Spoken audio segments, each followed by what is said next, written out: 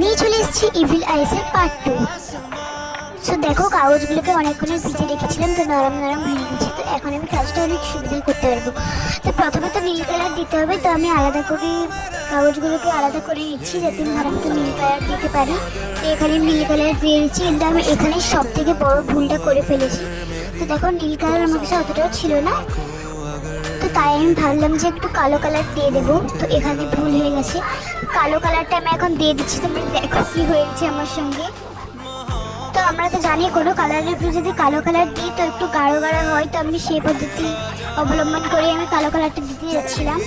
তো আমি তো জানতাম না যে এমন বাজে কালার হয়ে যাবে। তো কি করার আছে, আমি তো এমনি তো শুটিংটা রাতেই করছিলাম, তো আমি আর বাইরেও যেতে পারবো না। যাই হোক, তোমরা ভিডিওটি সম্পূর্ণ দেখলেই বুঝতে পারবে।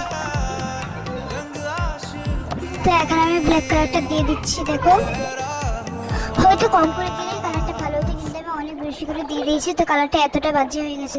তো কালারটা যেহেতু তো খারাপ হয়ে গেছে, আমি ভাবলাম সাদা কালার দিলে আরো ভালো হয়ে যাবে। তো সাদা কালার দিতে আরোই খারাপ হয়ে গেছে, এমন মনে হচ্ছে যেন কাগজগুলো পচে গেছে। দেখো কত খারাপ লাগছিল। তো যাই হোক, আমি তো আর কিছু করার পাচ্ছি না, তো এটাই দিয়ে দিলাম। Wait for part